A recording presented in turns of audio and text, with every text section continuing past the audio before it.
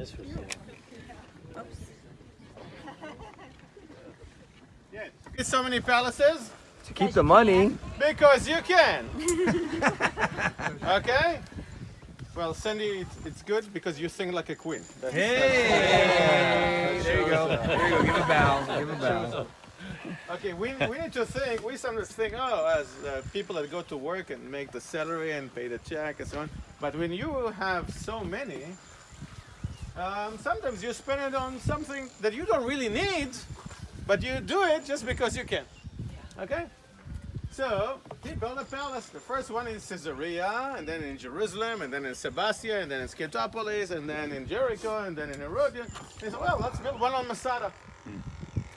Why to build a palace on Masada? Give me 3 reasons. If he had to keep somebody from killing him, get hide out here. Maybe to hide out, to run away to. Good. That's what Josephus Flavius, the historian, tell us. So if you are a follower of Josephus Flavius, that's what you think. Okay. What else? Show power. I'm building palaces everywhere. And This is where the money is. Store the this stuff is where there. the money is. So I want to build a palace closer to the business. Good. Give me more options. Why here? Why here? The view. Heather, you think like a queen. That's And it's cooler in the certain Friends, seasons. the Dead Sea Uh-huh. was much, much bigger. So the lake was up to here. Whoa. You're sitting here, and that's your view. On a clear day, You can see forever. you have the mountains of Moab, sunny, clear sky, and beautiful lake next to you. Isn't that a nice place? And by the way, usually when you're sitting here, there's a breeze that's come to you. I'm not sure that it's comfortable today, but it's a breeze. Okay? Would you come here on the summertime? No. Why not? Too hot. Thank you. It's very hot here in the summer. But in the winter, when it's freezing in Jerusalem, usually, this is very strange what we have here. We have 5 days of rain here, and maybe 20 days with clouds. You pick the one with clouds. Okay?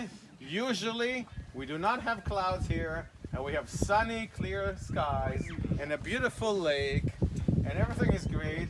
It's like people that live in New York like to go to Florida in the winter. Resort. A resort. This is snow. So if you think about it, many people from Jerusalem, by the way, even my mom, like to go to hotels in the Dead Sea, especially in the wintertime. It's very cold, rain and so on. Come to the hotel in the Dead Sea and you getting mud and there's sun and it's nicer and so on. So you can understand why Herod thought that's a good location. Now, he built one palace over there and then another palace. Why do you need 2 palaces on Masada? Because you can, baby. Then he decided to build a 3rd palace on Masada. Why do you need 3? Because you can. Because you can. And I want to show you the northern palace where we are right now. Take a look at this. I talked to the architect and he showed me the plan. It looks like this. Say wow. Wow. Now say wow again. Wow. No, I told you to say wow again. Wow again. Very good. Okay. Where are we now? We are on the upper terrace. Okay? But there are another terraces here. Okay? If you're running away, Sandy, and you're building a place to hide away, as Josephus claimed, would you build a palace with 3 terraces on the cliff? Or build a fortress to protect with walls and so on? Okay? This is not practical if you're hiding. No. You're cornered. Okay, it's on the cliff, it's with 3 terraces and so on. More than this, I'm a tour guide and I'm here every week, but I don't go to those 2 layers or 2 terraces over there. Why? A lot of steps. A lot of steps. And it's not practical, even if you are the king. Why do I need to go down to another terrace and then coming back all the time? It's not something that you do if you want to live here or stay here.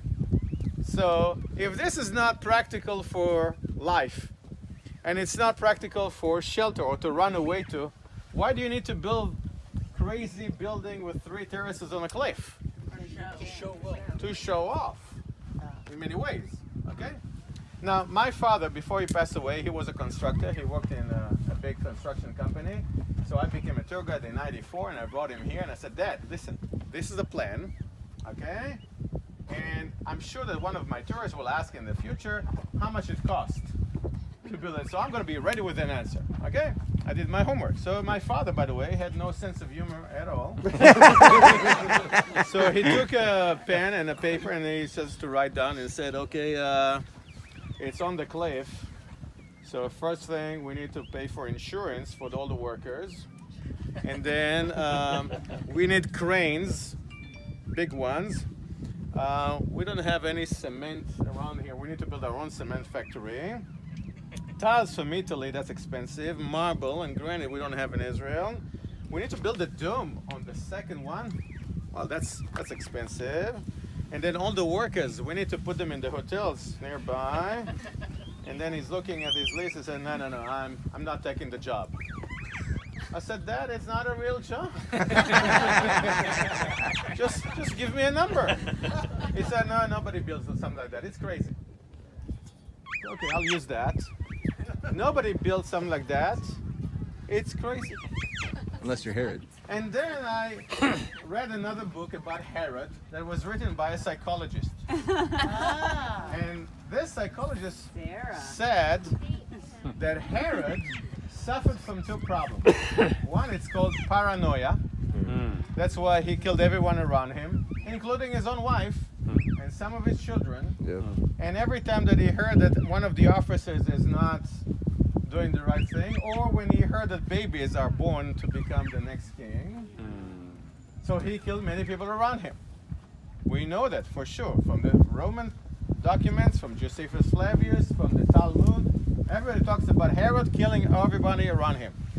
But he suffered from another problem. It's called megalomania. Now I can build a palace, but he built 9. I can build a port. Let's build the biggest one in the world. I can build a temple. Let's build the biggest temple in the world. I can build a palace. Let's build 3 terraces on the cliff. Why? Why not? Okay? So you can understand why it's so important for him. King Herod. Just a second. It's important. I'm not worried. We're not going to have rain here. Why? We call this desert under empty clouds. It's raining or maybe over there, but when the clouds are pushed towards the east, they usually do not pour rain.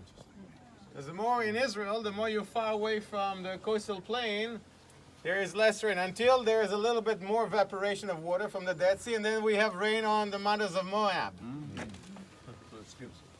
Do you understand what happened here? So here we don't have water and trade, and we want to give that background so it will help us later on to understand the scriptures that we read. So Herod lived and was the king 37 to 4 BC. He had many kids, many boys, and then the kingdom was divided to 3 of his sons. The problem is that all of them had the name Herod. Remember George Foreman? Which one? Okay? Because we have Herod the Great, and we have Herod Archelaus, Herod Antipas, Herod Philip. They're all Herod. And they're all Greek names. And they're all Greek names. And later on we have Herod Agrippa. A Roman name. Okay, so we have a problem with who is Herod are we talking about? I want you to see, go to the charts and illustrations, okay, and go to page 32.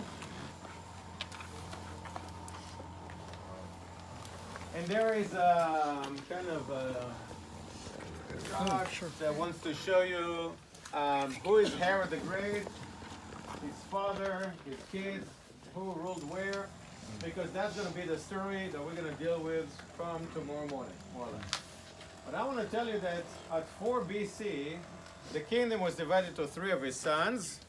10 years later, the Romans were not pleased with Archelaus, so they fired him and appointed a Roman governor.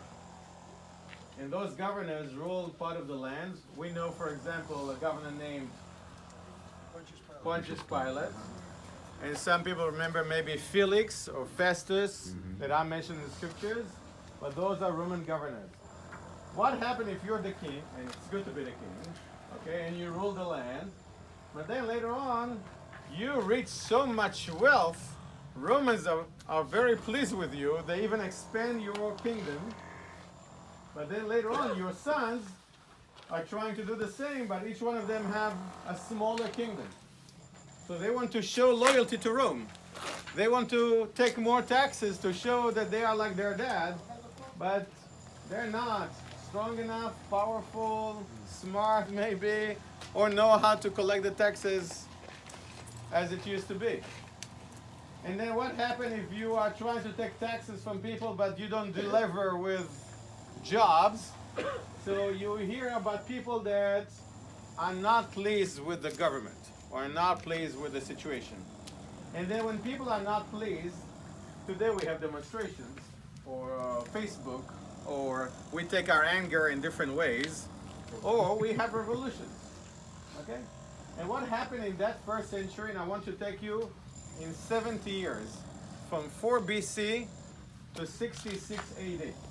I know that in between we have the life of Christ, but I want you to take this time, we're not talking about Jesus and the scriptures, we want to talk about the politics behind it. I said on the bus that Jews like to argue. That's why we have so many parties today, and that's why we had so many parties in ancient times. We always say Jews are not one thing. What is a Jew? Who is a Jew? Is that a culture? Is that a religion? Remember I said it on day one. 2,000 years ago, who was a Jew? Someone lived in Judea, that's where the name comes from. Or someone that keep or follow God's people, or someone that live here, but they were divided to groups. Okay, so when we read scriptures, we say, wait a second, is that good or bad? Who's that? Who's that? So let's put things in order. The biggest group was probably called the Pharisees. Heard about them? Yeah. So, do we have another group that you're familiar with? The Sadducees, very good. What else? Any more? Move. Go to page 34 on the same charts and illustrations. We have Gentiles. Very good, they live here. Greek, Romans. Zealots. The Zealots. The Essenes. It's not mentioned there, but there were people that lived here and were called Samaritans. Okay? And there were many people that were called Herodians. What is Herodian? Who are the Herodians? If this is Herod the Great, who are the Herodians? By the way, ultra-Orthodox Jews in Israel, the Hasidic Jews, called Ronan, your tour guide, Herodian. Why do they call me Herodian? Because you collaborated with the Greeks. Because I'm collaborating with the Greek. You know, because I'm dressed with North Face pants and North Face jacket, and I speak English, and I don't have a hat, and I listen to the Beatles, and I watch Seinfeld. So they look at me and say, "Oh, he is Herodian. learning from culture of the Gentiles." In ancient times, they used to call them Hellenistic Jews. Okay? But from the time of Herod, people say, oh, they associated those people with Herod the Great. Someone that is a Jewish, but acts like the Greek and Romans. Or someone that in his faith or culture is Jewish, but adopted culture of the Gentiles. So Pharisees and Sadducees and Zealots and Essenes and Herodians and Samaritans and Greco-Romans and so on, they all live in one area. And what happens if you do not agree? Everybody has his own arguments about what if it's right or wrong.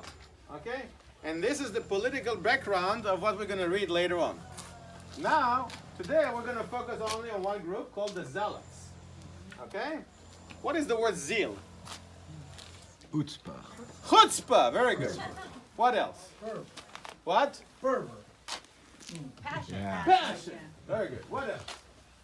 Lots I'm of zeal about